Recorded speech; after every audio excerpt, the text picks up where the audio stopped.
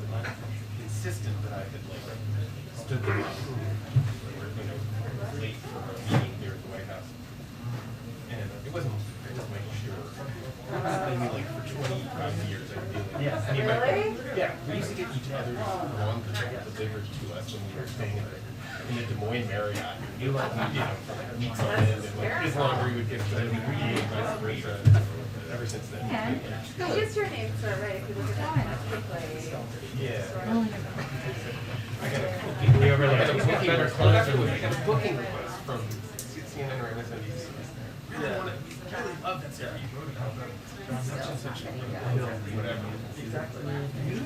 Not me. I did too. But I really love it. I'm doing Glasgow. You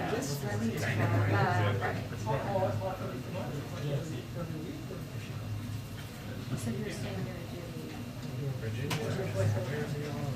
Yeah, I was under Airbnb. Right.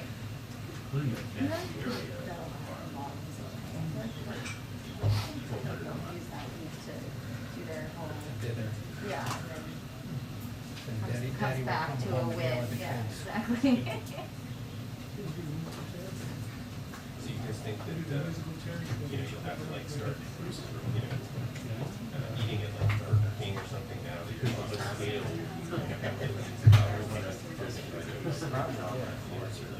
I'm more deceiving. I feel like they'll find a way around it. I think so. Yeah. Yeah, I think they all will. yeah, which I think actually is what's Totally.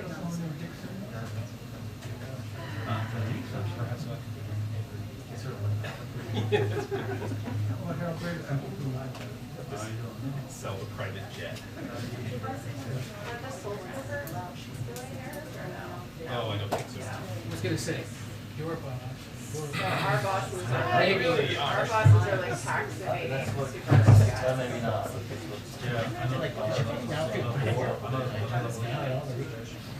Your boss is poor. I mean, I think so, yeah. I mean, My boss. Sure.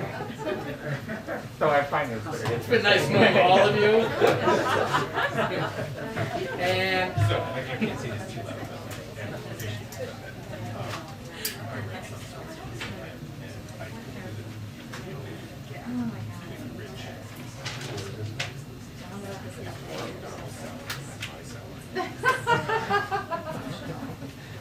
$1 million a year. That's what the article said. Oh wow, I missed that. So, yeah. But I know that's good. Who was going to Europe for you guys? Katie and Jim. Oh, that's nice. That's nice. They're, I think they're already in Rome. Nice. Yeah. They're already sending photos of the Swiss guards. So I see had problems with the hotel where they didn't have a room for him. Oh, really? I think it got straightened out since he got there. Jennifer went to Rome last week. And then she took a week off and then she's been working in Rome Bureau. Wow. I hope to keep I mean, honestly, I told Tankersley, I'm like, that's exactly what you should have done. That's what she told You gotta work in the room. He has a baby though. It's like harder. Yeah. Jennifer's for now. Safety's not going over plans. I remember really old days, no, 2006 timeframe. Anyway, I was having a conversation, and what's his name? NBC. Ed Wong. yeah. He used to be at Bloomberg. Okay. And I was in New Hampshire, two of us were in New Hampshire, and talking about like, he was in charge of to the G20. Yeah. And he was saying, so, how many people were you guys sending? And I said, sending one, maybe two. Right. It was really hard to tell. And then I said, well, how many are you sending? And he looked at me as if I was like, on cars, ready to roll. 20. One for each. I mean, I was just like, oh, great. Cool. 20. Great. The difference between Bloomberg in those days and the rest of the world. Yeah. So,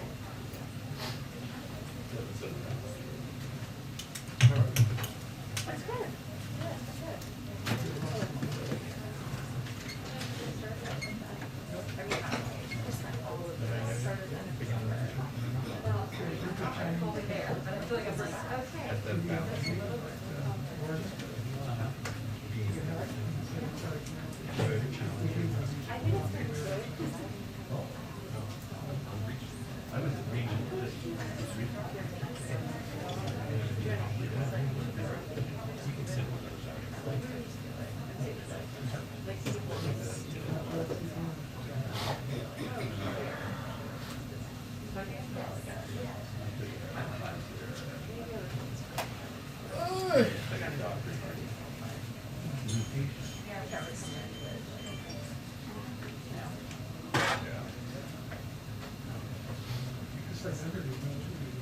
Yeah, it's good. Sneezes. There was no No. in the morning, so, yeah. Leaving uncertainty. Inject Tell them to start that yet. So, like, but that's for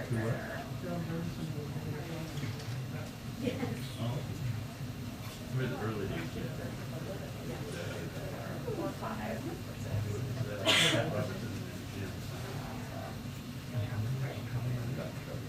So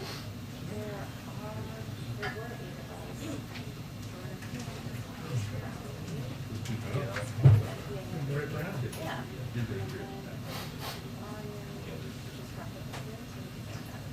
Oh, I did hear about that. So there's like, without the supervised Jordan going back, it's just, for 6 months, which is still a lot.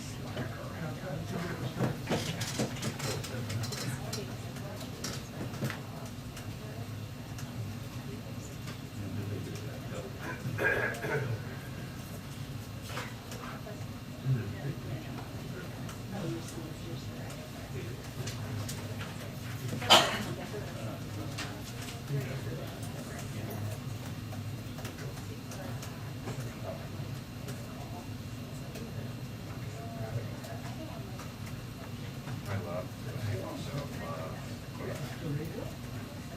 oh my gosh, my favorite trip that we, my favorite family trip that we took. We drove up there, it was awesome. We went to Somerville. Yes, that's a bunch.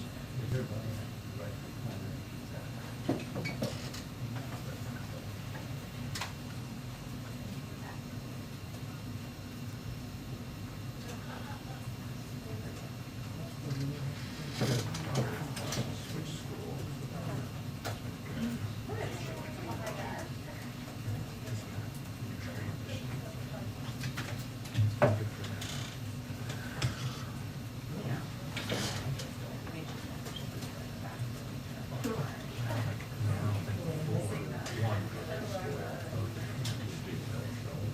Like, Now I'm driving. That's what I should be doing. right, of course. My son Nico, who's first grade. Oh, cute. Like, Okay. it's a great age. Yeah.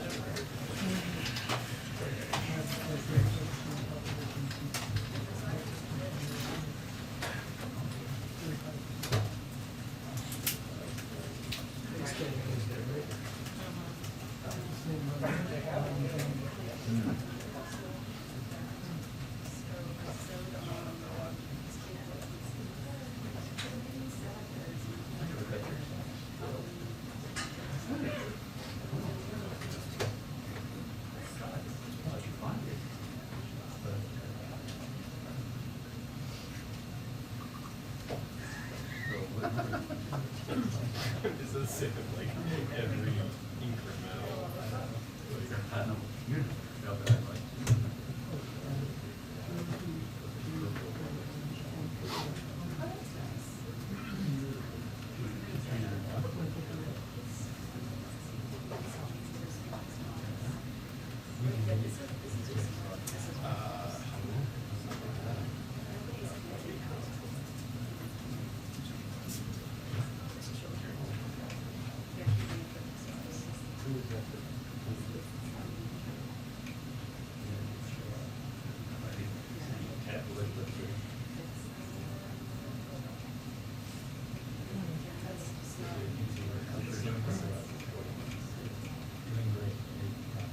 Is that what she said?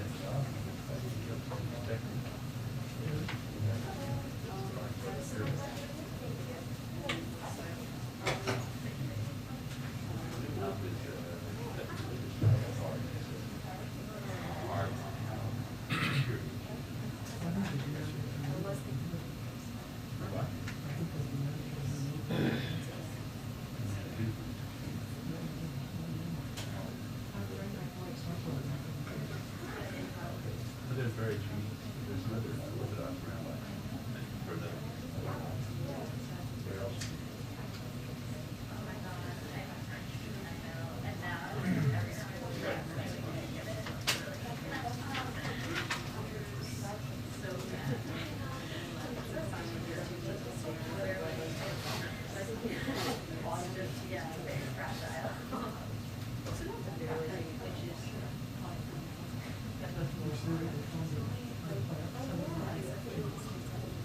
What?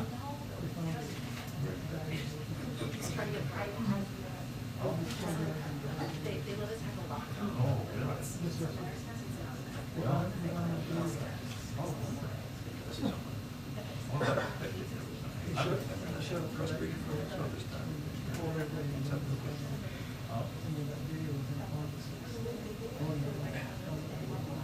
I knew this, I was there in January 6th, filming. I saw that the Capitol Police just texted to invite me.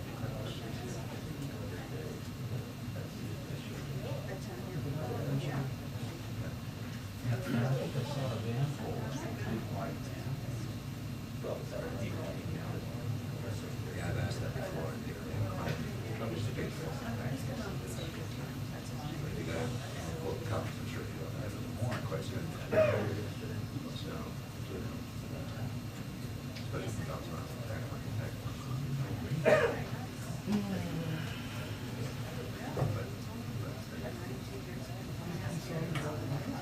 no, absolutely.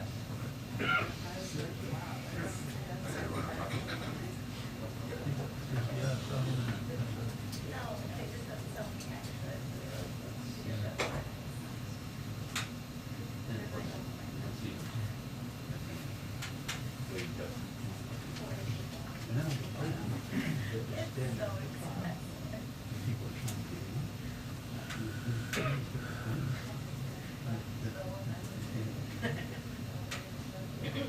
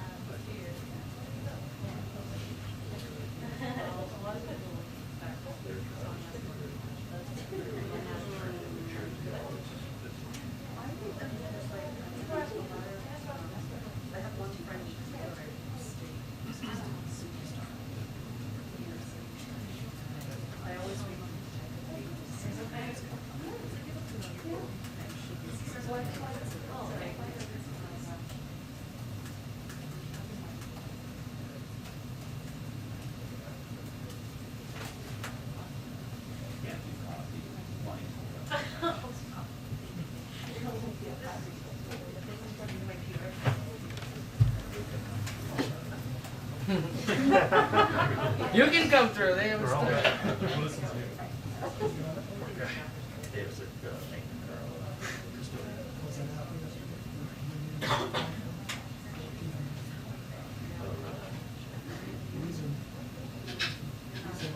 yeah, I got this one's a little, I got this for like $700 for it.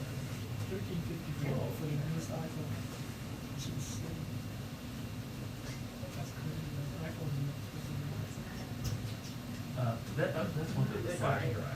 Yeah. Sorry, guys. Hey. Yeah, I mean, I wouldn't, I don't think it's going to Hi, how are you? It's nice to be back. You got to do it. How are you Sure. doing? I'm good. I forget why it was like Good, good. That's fine. I like MacBook Air, so.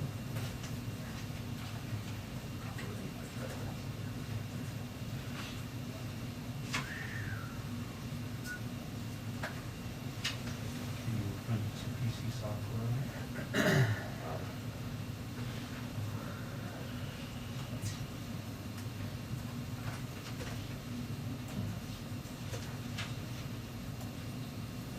Hello, Christian. It's great to have you back. Nice to be How's the little? doing great. And what's her name? Arvo. Yeah. And Jack, you're back. I am. I work here. Yes, you do. I mean, you get around every once in a while. I mean, there I you go. don't get around. You don't get around? No. Okay. Well, you get a square in. Yeah. I get a square. Yeah. A lot of dry jokes. Uh-huh. You what you call a potato with right angles? Is that you know? A square root. I love it. It's a Can you good dig it? one. I can dig it. That's a good one. I'm a good server.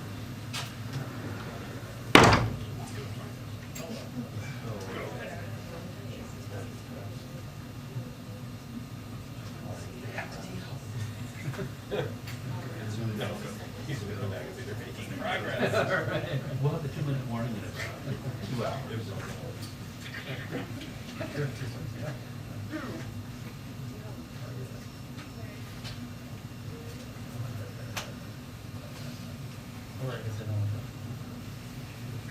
I was at Wall Street. George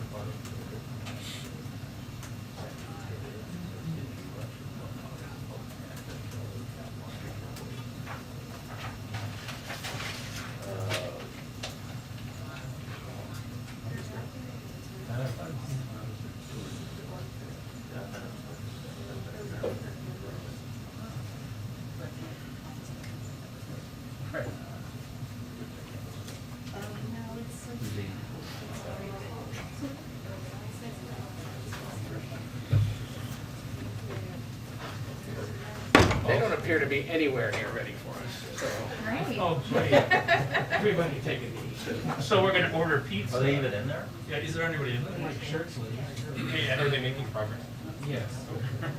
Are you gonna order pizza? Are they getting close? I'm talking about the briefing. And I suppose it would apply to other things. They're getting ready to go tomorrow on the trip.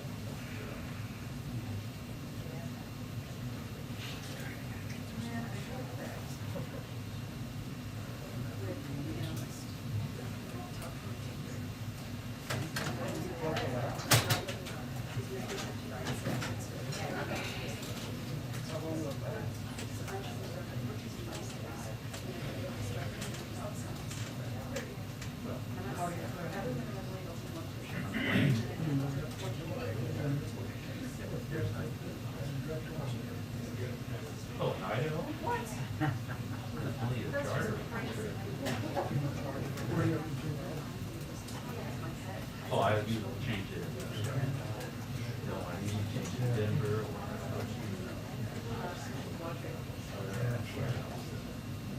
Dallas.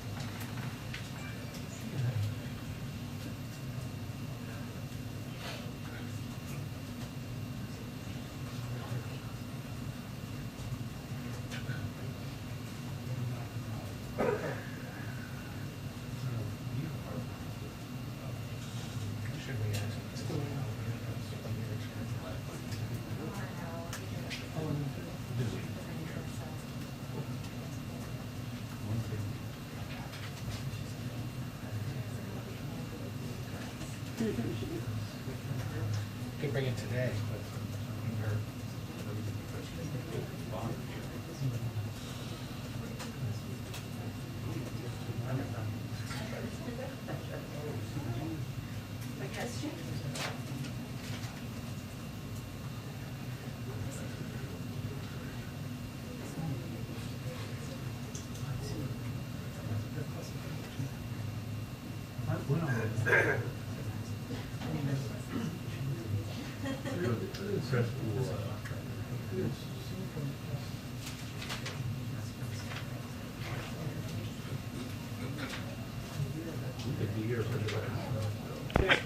We have a 2-minute warning to today's press briefing. A 2-minute warning to today's press briefing.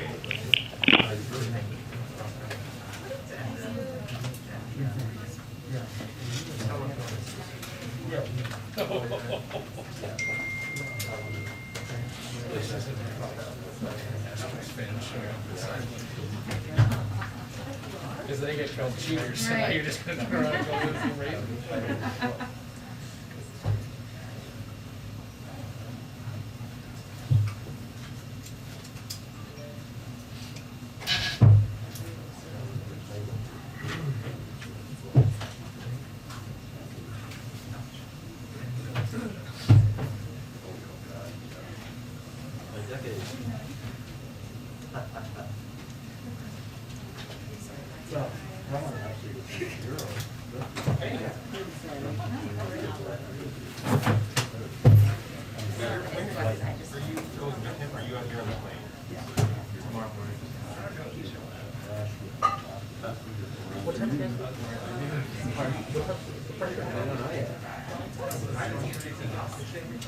What time will Joe Biden be ready to bless the deal?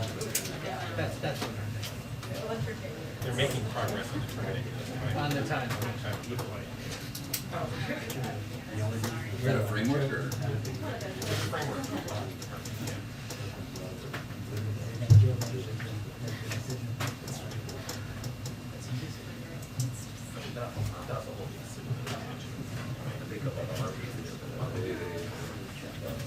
I'm sorry.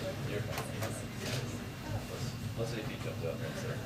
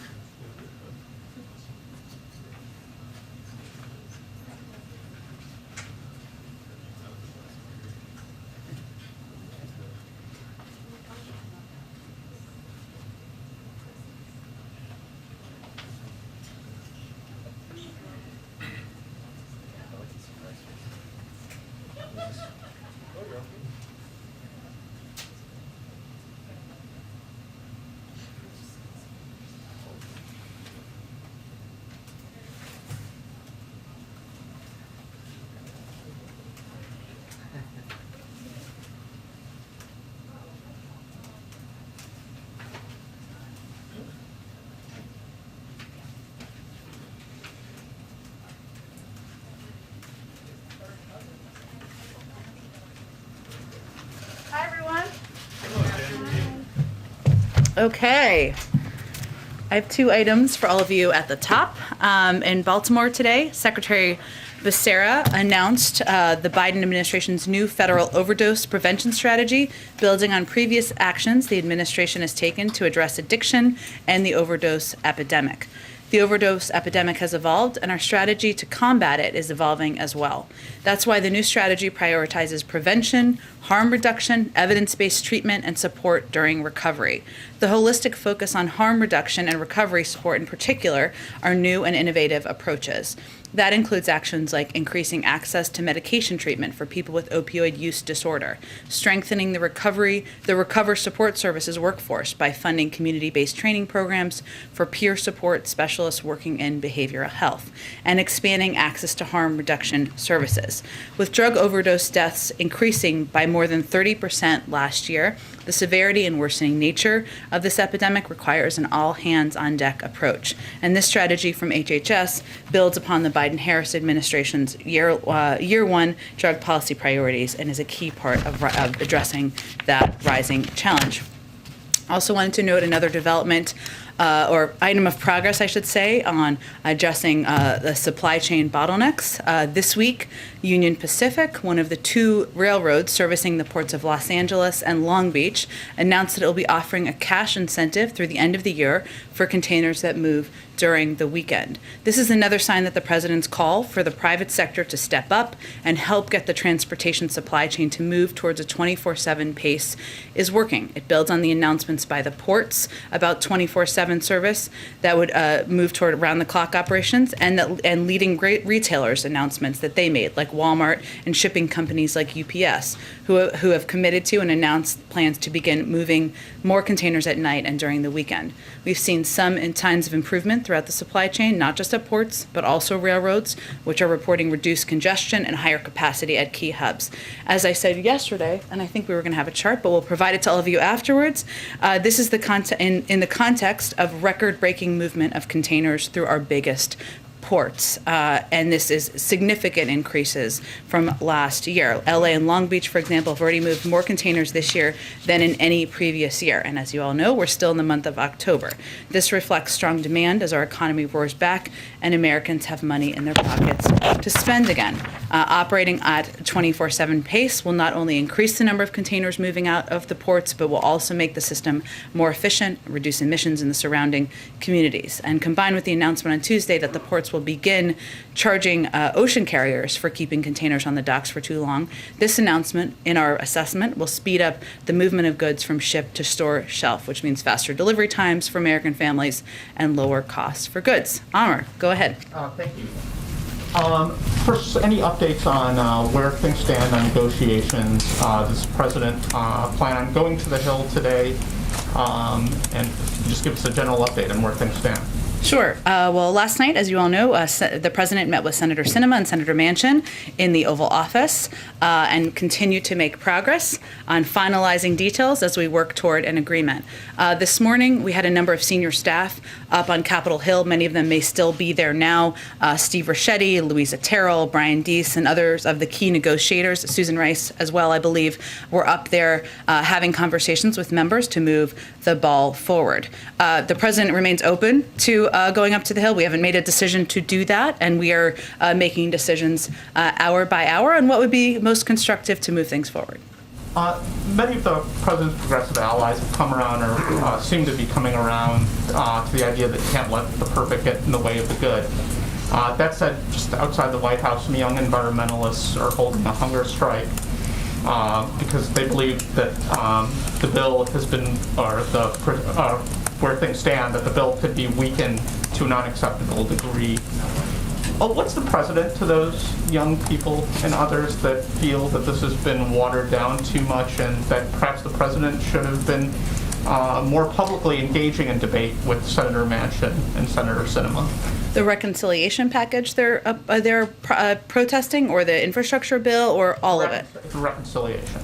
Well, what I would say first, the president admires the activism, the energy, of young people who are out there advocating for what they believe in, and the changes that he agrees should be made to how society functions, to long overdue investments in our climate. I think what we would say is, one, we are on track now to move forward once we get an agreement, which we are confident we are going to move ahead to have the biggest investment in addressing the climate crisis in history by the United States. It's not just the biggest, it's 5 times bigger than the second, what would be the second largest, which would be the Recovery Act. This is would be a historic investment and something that would make have enormous impact on addressing these issues. And I would note that, and I don't know all of the things that are of concern to them, but since you asked me about the framing, and I don't know if climate is one of them, but I assume it might be, so let me start there, is that what we're talking about here is creating targeted manufacturing credits that will help grow domestic supply chains for solar, offshore, and onshore wind, expanding access to rooftop solar and home electrification, expanding grants and loans to rural co-ops to boost clean energy and energy efficiency, expanding grants and loans in the agricultural sector, and we are talking about a historic effort to make critical investments in environmental justice, something that is long overdue, that is central, that is important to the president, important to our climate and our clean energy team. I'd also note that there's been some reporting about this as well, and I don't know if they were talking about childcare. I don't know if young people are. I'm happy to hear that, but maybe they were. But what we're talking about in terms of this package is also closing in on a deal that would make pre-K for 3 and 4-year-olds universal and free. This has never been done before, ever. Right now, just to give you some context, the average cost of preschool in the United States costs $8,600. Only 2 million 3 and 4-year-olds are in publicly funded preschool across the country. This legislation is on track to enable states to expand access to free universal preschool for 6 million 3 and 4-year-old children per year and increase the quality of preschool for more children many children already enrolled in publicly funded preschool. And the last piece I'd note is that we know the Affordable Care Act was also its own piece of historic legislation. This would massively build on that, expand access, lower costs for healthcare, which is of utmost concern to many activists and certainly a big priority for the president. So I would say we're excited about this package. The president is excited about this package because it will do so much in a historic nature to address longstanding problems that are overdue. And if I could just quickly, any reaction to Iran's chief negotiator saying Iran's ready to get back to negotiations? Tables in Vienna. Well, I know they've made similar comments over the last several days or week, I should say. Our commitment remains pursuing a diplomatic path forward. I would leave it to the negotiators to determine when the next round of discussions will be. Our framing continues to be compliance for compliance, and we'll leave it up to the Europeans and our negotiators to determine when the next step would be. Go ahead. Thanks, Jen. The president is leaving for Europe tomorrow. Negotiations are still underway over some of the thorniest issues, everything from the top line number to Medicare drug price negotiation, even the revenue options for how to pay for this. So is getting a deal by tomorrow still realistic? Yes. We'll see. Anything else to add? I would say that where there is also another way to frame what you posed to me, and I know why you framed it the way you did, is that there is also broad agreement in Congress among Democrats who we need to support a unified path forward, that we need to address the care economy and take steps to lower the cost of child care, of elder care, of early childhood education and make it more accessible, that we need to do more to make healthcare more accessible and affordable and cut costs, that we need to do more to address the climate crisis. There is agreement on that. What we're talking about here is the nitty-gritty details, as I like to say. That's always what the focus is on at this point in the negotiations, but it's only 1:30. We've got some time. For days now, we've been hearing we're very close to an agreement from you guys, from folks on the Hill, and yet so many of these issues are still outstanding, and so just kind of wonder how it's possible that could happen within 24 hours. Have you covered a piece of legislation getting passed before? I think you have, right? So as you know, when it gets to the final stages of it, there is a discussion about how you can achieve the goals you all share an objective to achieve. That is what we're doing now. So when you say we would disagree with your framing, as would anybody on the Hill, I think, who's a part of these negotiations. Because what we're really talking about here is agreeing on a range of revenue raisers as pay-fors that will make the tax system more fair. You've already seen developments and progress on that front over the last 24 hours. What we're talking about is which components of cutting costs and making healthcare more affordable and accessible there is enough agreement on to get this across the finish line. So those are the final details that need to be worked through, and that's what our team's on the Hill working on. And let me ask you about something that the president reportedly told members of Congress last week. According to Congressman Ro Khanna, he said that the president told progressive lawmakers that the prestige of the United States is on the line, that he needs this, meaning a deal, to go represent the United States overseas. Does he still believe that the prestige of the U.S. is on the line if he can't get to a deal? Well, he's said since that time that it's certainly his preference. Of course, he would love to head on his trip with a deal. But I think our national security advisor yesterday also addressed this question several times and made clear that what world leaders are looking at, and through his conversations with his counterparts, they're looking at the president's commitment to making a historic investment in addressing the climate crisis, to addressing some of the overdue infrastructure issues that we have in the United States that have made us less competitive, to making the global minimum tax a part of our law here.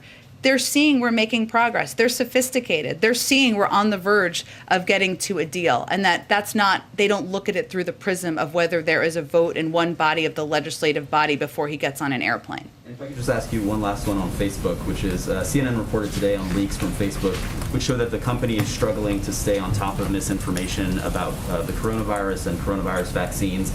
Is the administration in touch with Facebook about vaccine misinformation on the platform, and how concerned is the president about this latest report? Well, I'm not going to read out private meetings or conversations we're having in this space. What I will say is that we've seen the reporting, of course, and it is unfortunately not surprising for us to hear that Facebook knew of these problems, has known of the issue possibly as early as the beginning of this pandemic. That is what the reporting tells us. That does not surprise us. A reminder that in July, our Surgeon General came to this briefing room to label misinformation a public health issue, and importantly, conveyed that social media outlets are a prime channel for the trafficking of bad information, given their enormous role in our society. And since then, we've continued to see platforms regularly amplify anti-vaccine content over accurate information. That's the basic problem, and that's what we continue to see happen. Go ahead. Jen, speaking of pay fors, when we talked about the billionaire's tax, is the White House confident that a billionaire's tax would withstand legal challenges? Which I guess is another way of asking, is it legal? We're not going to support anything we don't think is legal, but I will tell you the president supports the billionaire tax.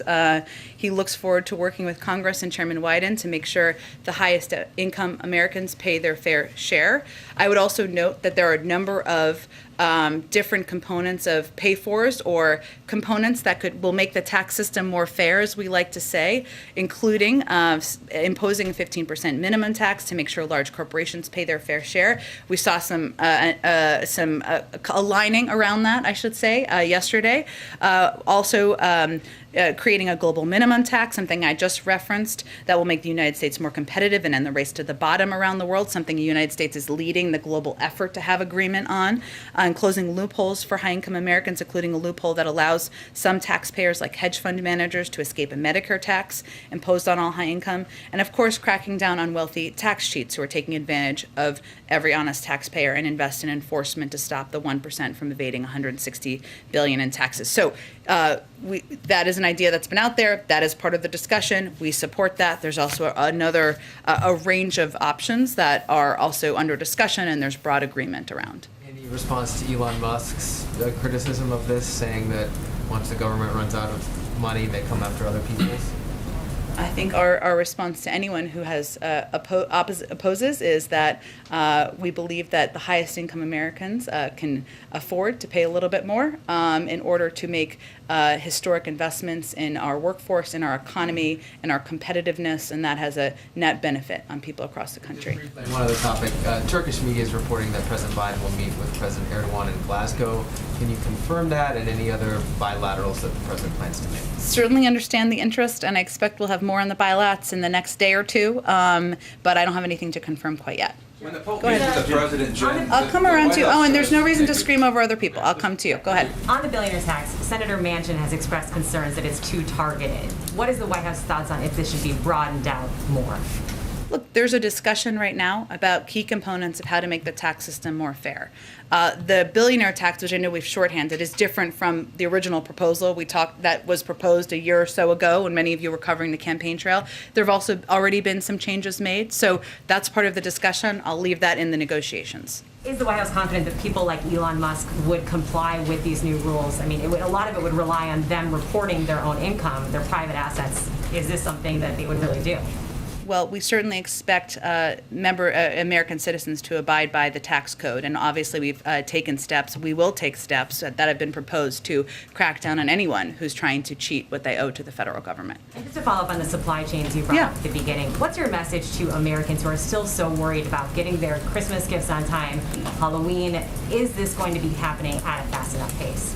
Well, I think our message is that, one, what's happening right now, and I wish I had the chart, but we'll give it to all of you afterwards, is that so many people across the country are purchasing more goods online. Maybe some of it is from habits that developed during the pandemic when people weren't leaving their homes. Some of it is because we've seen an economic recovery that has been underway for the last 9 months, where 5 million more people are working. The unemployment rate has been cut in half. And that is leading to a massive increase in volume. That's what's happening at ports. But what we would tell people is we are addressing and attacking the supply chain issues, even with the increased volume, which is the root cause here, at every front, which means overseas, making sure people get COVID vaccines, which means making sure ports are fully operational, working with railroads, working with truckers and labor unions to make sure we have more people driving trucks, more people moving goods. So I think what people should know is this is a top priority. We've already seen progress, and we're going to continue to stay at it.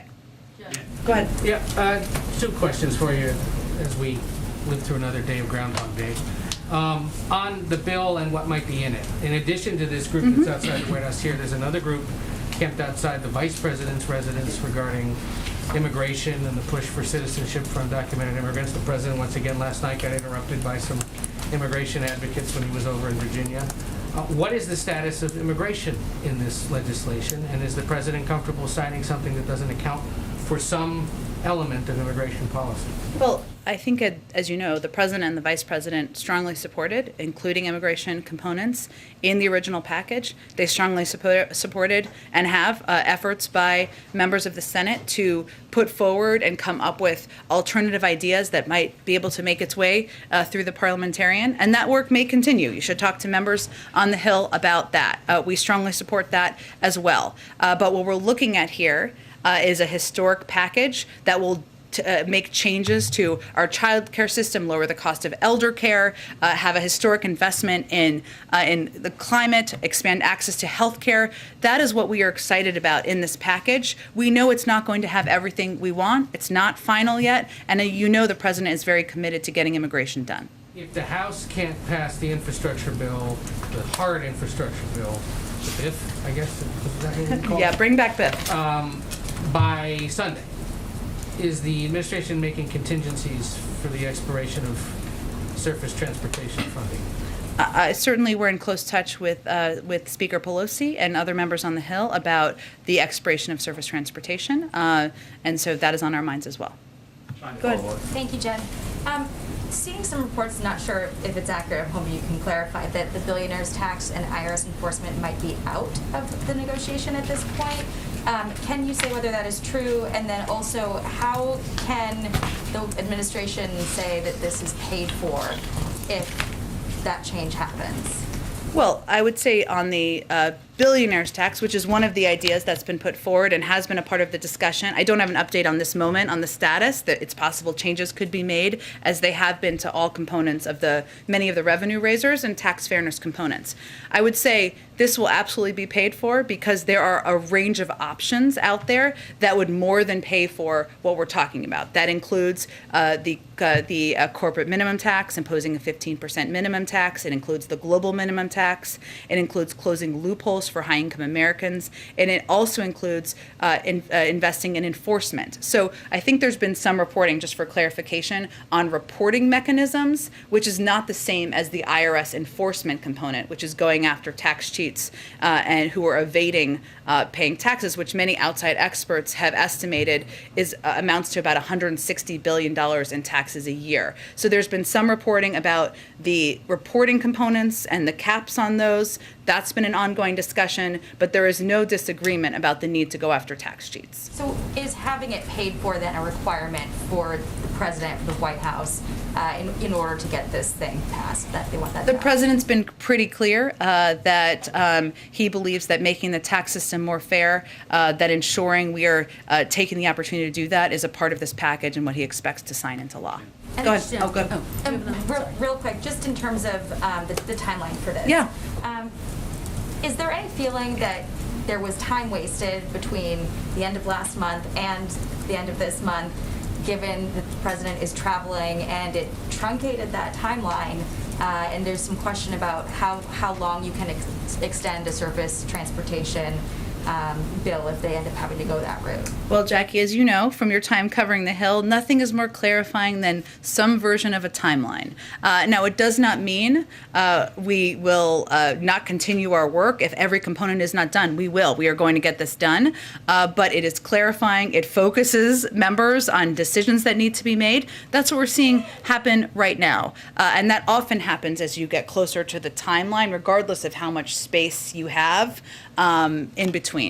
Legislators can be crammers, I guess, if you remember college. Go ahead. Thanks, Jen. There's also some reporting that a compromise is coming together around paid leave. It would not include benefits for sick leave, but would include benefits for new parents. Is that consistent with your understanding of the latest version of what the paid leave benefits would look like? I don't have a moment-by-moment update, Kristen. What I can tell you, though, is that paid leave is personal to the president. He proposed it in the very first iteration of the Build Back Better agenda last year. He's been fighting for it ever since. As you know, there's been an ongoing discussion about what it would look like. His preference would be for it to be 12 weeks and expansive, as was in the original proposal. Obviously, there's not enough votes for that in Congress. That's a reality of legislating. So right now, we're fighting to keep it included, but I don't have a specific update on what it looks like in this moment. To follow up on my colleague Peter, who sat here yesterday, that asked you a similar question, but I don't know that we got a direct answer. Would he support a final piece of legislation that it did not include paid leave in full, benefits for sick leave and new parents? I think, Kristen, what it's important for people to understand here and know is from the beginning, we have said the president was open to compromise. He has said that. He knew, and he knows from legislating for 36 years, you're never going to get every single thing you want in a package. We know that. So is that a yes? What I think, Kristen, this is kind of not an unconstructive, I would say, line of questioning in the sense that what we're talking about here is getting a package that would make a historic investment in childcare and elder care. We're fighting to have paid leave included in that, address the climate crisis, 5 times larger than anything that's ever been done before in history, and expand access to health care. There will be things that may not be in the package he wants to see. But what any president and any legislator looks at is the totality of the overarching impact. And this is on track to be enormous, impactful, historic. But I'm just trying to be clear, though. He's not drawing a red line around this issue. I'm not drawing new red lines today. Go ahead. Very quickly, Yeah. just very quickly. He is scheduled to leave tomorrow morning. Could that timeline get pushed back if negotiators are still working and potentially close to reaching a deal tomorrow? There's some flexibility in the morning, but I would not suggest that he's going to delay his trip. He doesn't have the space to delay it much. Jen, what you said. Go ahead, Owen. I said you go. Sorry. Go ahead. And then I'll go to Alex next. Go ahead. Thank you. As you know, millions of Catholics will be watching when the President and Pope Francis meet. Yeah. The White House has said they will discuss working together on efforts grounded in respect for fundamental human dignity. Question 1, will that include the human dignity of the unborn? Well, Owen, as you know, although you ask me most often, if not every time, about abortion, but I will say there's a great deal of agreement. Let me finish my answer. There's not. You can ask anything you want. But what I wanted to note, since you follow this closely, is that there's a great deal of agreement and overlap with the President and Pope Francis on a range of issues: poverty, combating the climate crisis, ending the COVID-19 pandemic. These are all hugely important, impactful issues that will be the centerpiece of what their discussion is when they meet. The President has met with him. This will be their 4th meeting. We expect a warm and constructive dialogue. You are familiar with where the President stands. He's somebody who stands up for and believes that a woman's right to choose is important. Understood. The Pope has spoken differently. I have just outlined for you what the focus of the meeting will be. I think we're going to have to move on. Alex, go ahead, Alex. Owen, I answered your question. Alex, go ahead. Owen, I answered your question. Go ahead, Alex. Abortion is murder, and it's like hiring a hitman. Does the President agree or disagree with that? You know that the President believes in a woman's right to choose. You're very familiar with this issue. We've spoken about it many times. Alex, go ahead. On the IRS provision, Senator Manchin said that he spoke to the President about that, and the President agreed with him. Is that accurate? I think what we're talking about here is not about IRS enforcement and going after tax cheats. We're talking about reporting mechanisms. That is something Senator Manchin has talked about. I'm not going to outline more specifics about where the negotiations sit right now, but I just wanted to be clear about what the differences are, because sometimes it's shorthanded, not with malintent. Yeah. The president on the CNN forum said that he, in talking about gas prices, said that he could raise the issue with the Saudis. Yeah. Is that something he plans to do on his trip? I think, as Jake said yesterday, and there's not a development since then, Alex, but we're happy to keep you updated because I think we're still assessing who's coming from many different countries to these meetings. You know, the president will look for an opportunity to certainly raise concerns about supply and OPEC needing to release more supply, but in terms of if and when that will happen, we're just not there yet. And then finally, is the White House going to take any regulatory actions on methane emissions before this trip? There's some talk about that. I don't have anything to preview at this point in time. Obviously, addressing methane emissions is something our climate team has talked about in the past. There will be more to talk about, discuss, but nothing to preview at this point in time. Go ahead. Hi. I'll go ahead. I'll come to you next. Go ahead. Just to follow up on supply and rising prices and inflation. A couple weeks ago, you pointed to data indicating that the rate of inflation was decreasing month to month over the last couple quarters. And that the forecasts expect that to continue in 2022. Does the White House believe that we've reached peak inflation, or does it expect prices to continue to rise over the holidays? Well, the inflation and prediction of inflation is under the purview of the Federal Reserve. And so what I often point to is their predictions and their projections, which they update, as you know, on a regular basis. What they have projected is that inflation will come down next year. That remains the projection. The OECD has also made similar projections about inflation and when it will come back down. I've also said we also anticipated that there could be increases as the economy was turning back on. That is something that the Federal Reserve and other outside economists have also predicted and projected. If you're talking about different costs for different components of society, there are different issues that are happening, whether it is the price of food. We've talked a little bit in the past, or I have here, about the fact that there is meat conglomerates who there's a lack of competition. We are addressing that issue. Obviously, the price of gas is a separate issue. So we can talk about any component you are interested in, but in terms of the projection of inflation and data, that's under the purview of the Federal Reserve, and that's what I would point to. Just one question about climate change. So the president, of course, is preparing for this climate summit next week. What role does the White House believe the U.S. military has in reducing things like emissions, munition disposals, et cetera? Well, certainly, I know military leaders, members of the Defense Department in the past have spoken to the threat of the climate crisis, the impact it could have on countries, on national security, and on countries around the world because of drought, because of famine, and risks that poses. The president wants to take on the climate crisis across government and ensure that we are approaching it not just in terms of what we're passing into law, but what we're doing with our federal fleet, et cetera. Any additional announcements, I point you to the Department of Defense. Go ahead. Is the idea of raising the corporate rate, is that entirely off the table in this Build Back Better plan? It's all of these tax components are under discussion. I have nothing to rule out at this point while there's live discussions. Just one more question. General Mark Milley earlier today compared China's hypersonic weapons test to a Sputnik moment. He said during an interview on Bloomberg TV, what we saw was a very significant event of a test of a hypersonic weapon system, and it was very concerning. I don't know if it was quite a Sputnik moment, but I think it's very close to that. It has all of our attention. Does the White House agree with that assessment? Well, I've seen, of course, General Milley's comments. I think what he was conveying was the concern we all have about China's military modernization efforts. They continue to pursue capabilities that increase tensions in the region, and we continue to have concerns about that. And I think that was reflected in his comments. Go ahead. Thanks, Jen. I wanted to ask, is there any more you can share on President Biden's perspective on progressives' concerns that a framework for the social safety net and climate plan is not enough to move forward with an infrastructure vote? Well, the president, first I would reiterate that the president is absolutely committed to getting both pieces of legislation done. He's conveyed that publicly. He's conveyed that privately. As you all know, yesterday he had a very good meeting with chairs and members of the Congressional Black Caucus, Congressional Hispanic Caucus, Congressional Asian Pacific Caucus, American Caucus, Congressional Equality Caucus, and Congressional Women's Caucus. And they all came out and they went to the stakeout agreeing that this historic deal we're nearing would represent enormous and long sought triumphs for the constituencies they represent.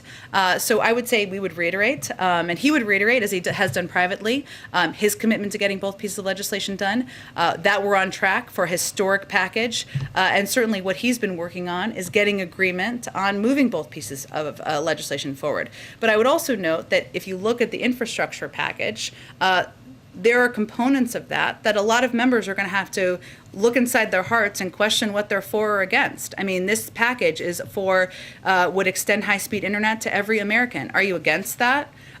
Would ensure that children aren't drinking poisoned water. Are you against that? Would make the biggest investments in electric vehicle infrastructure ever while bulking up transit and climate resilience. These are key components of change, of progress that many progressives have expressed support and excitement about, and we shouldn't lose sight about that either, even as we're driving forward on getting both pieces of legislation done. That you would want that President Biden may push to move the infrastructure bill first?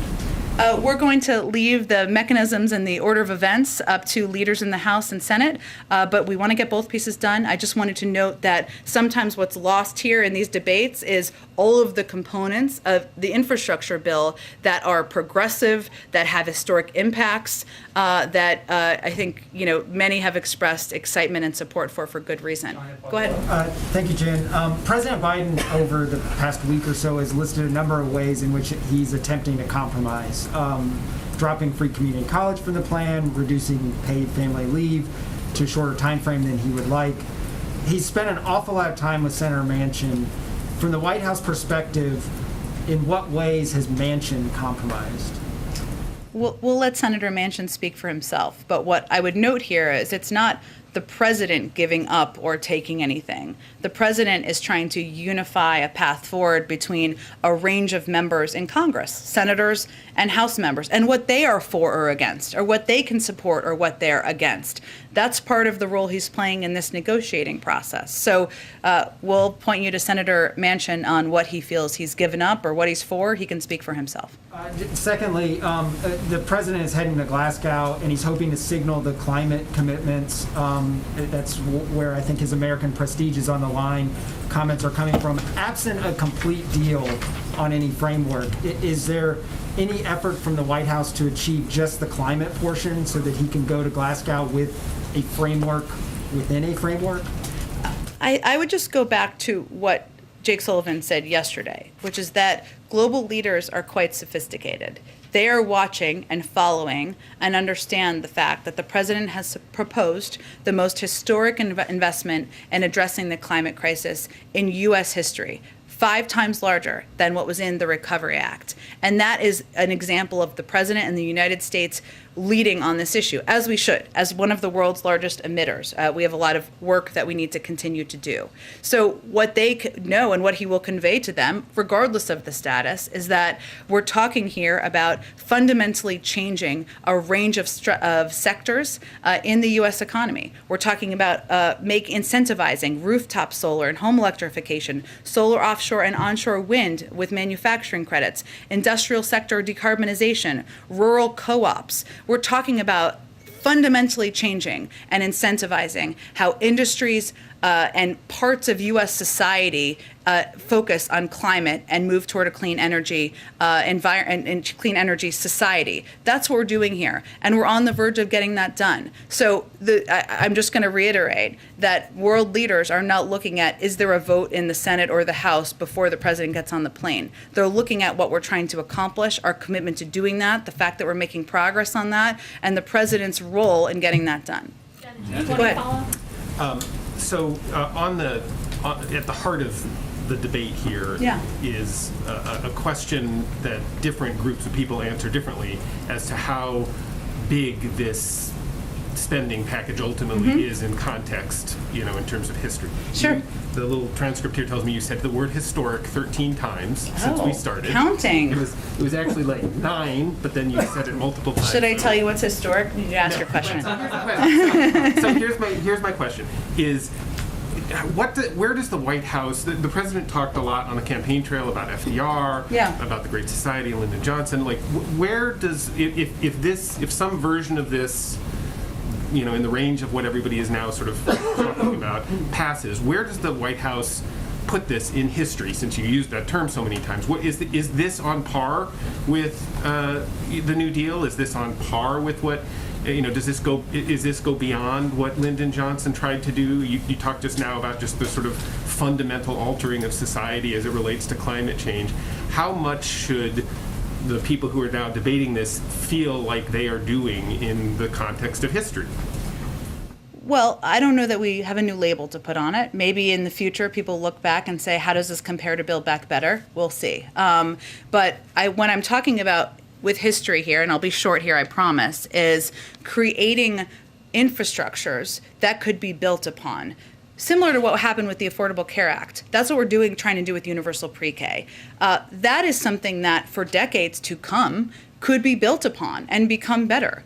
And as it relates to the climate crisis, maybe, hopefully, we'll look back and this will be the moment where the United States, the president, Congress takes a historic action that can change our trajectory here. That's what we hope to do with this package. And of course, building on making healthcare more affordable and accessible is something that is a continuation of the historic work that happened when the president was vice president, but vitally important as well. So I don't have a historic reference. I'll leave that to outside historians to do, as much as I've used that term.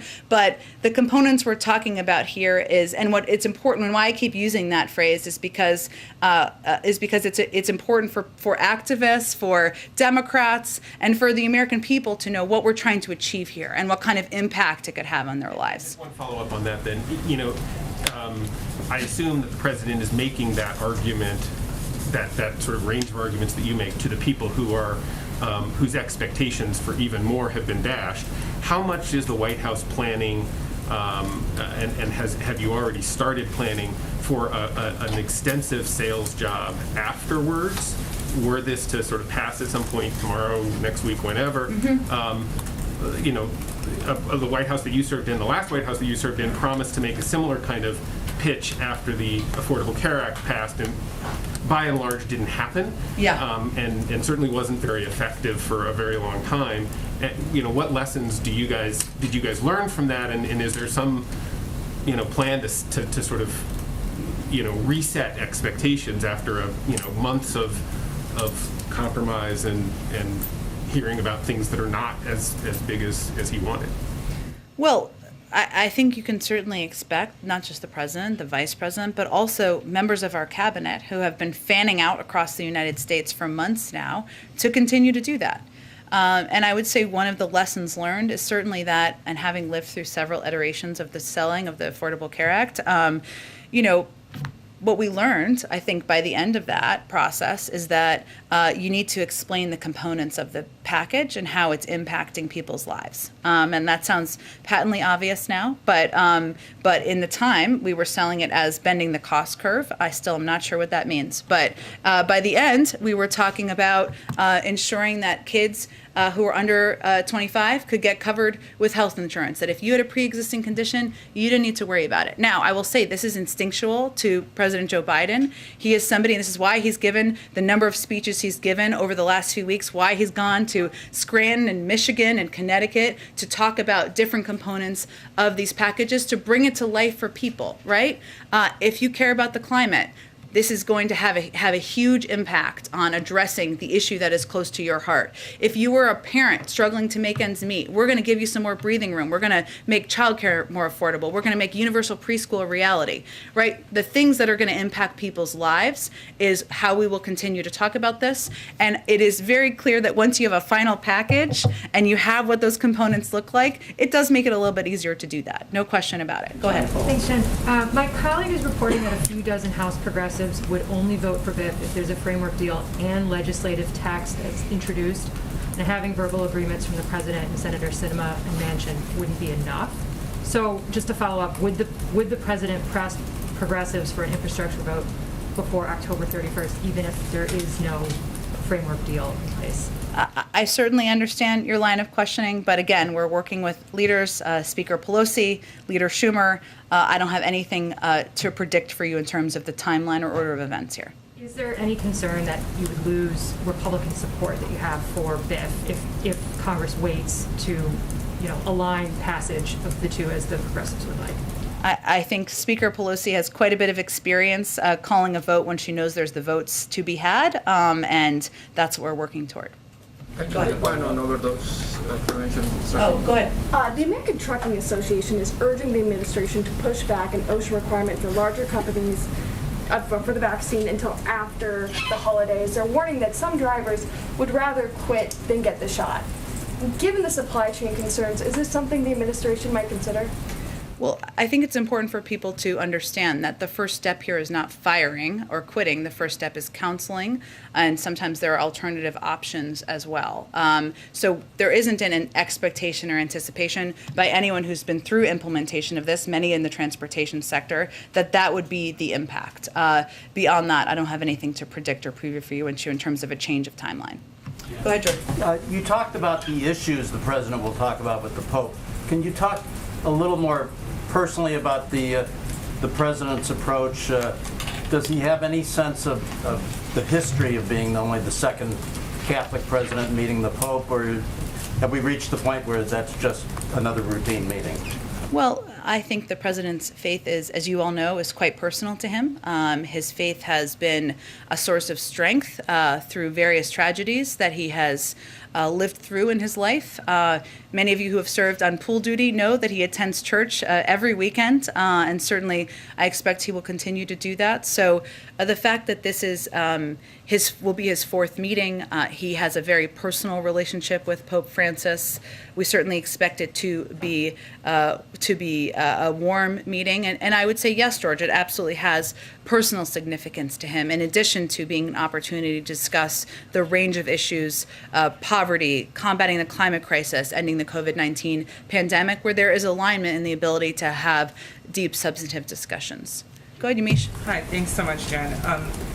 The president, as you said, supports the Billionaire Tax, from my understanding. Senator Manchin has expressed criticism of it. He said, quote, "I don't like the connotation that we're targeting different people." President Biden has been pretty open about the fact that he thinks wealthier people in this country should pay more. I wonder what the president makes of Senator Manchin criticizing the Billionaire Tax.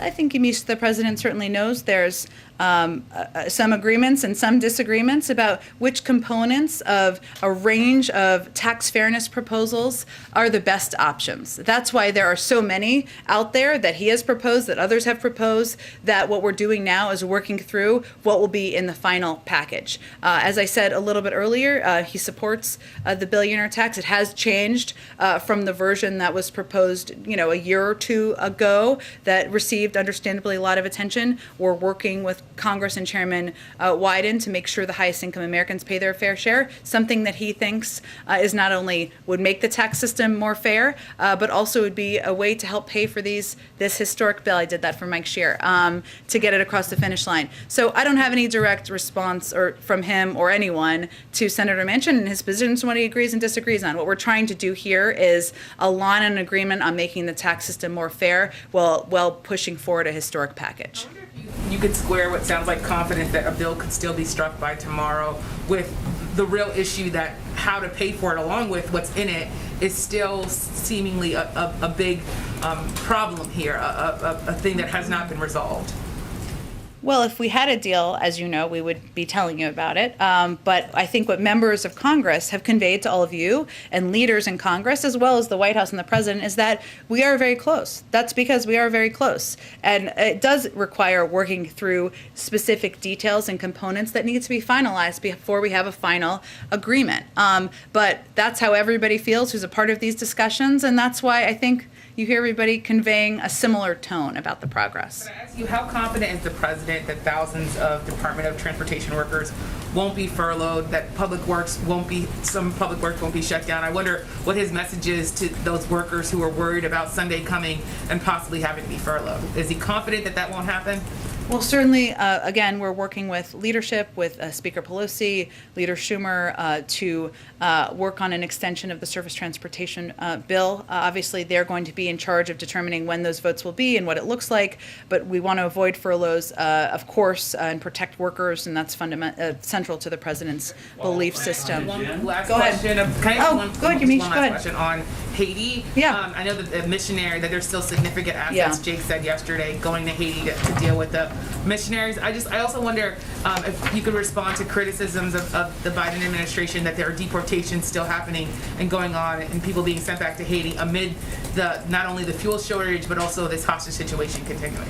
Well, I think it's important for people to remember, one, we are doing everything we can to bring these missionaries, U.S. citizens, home safely. We have FBI. We've sent an enormous number of law enforcement officials to help assist with that. And obviously our embassy in Port-au-Prince is running point.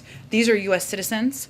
They are, we know, and we have put out a warning in August and have put out repeated warnings, I think, over the past several months and even before then, about the threat of kidnapping for ransom for U.S. citizens. That is different from the threats, which are different, and the challenges that are facing Haitians who are in Haiti or who are deported back to Haiti through the system we apply across the board through our immigration system. As you know, that's an assessment that's made by the State Department and the Department of Homeland Security. They've made the assessment that the conditions on the ground allow for individuals to return to Haiti.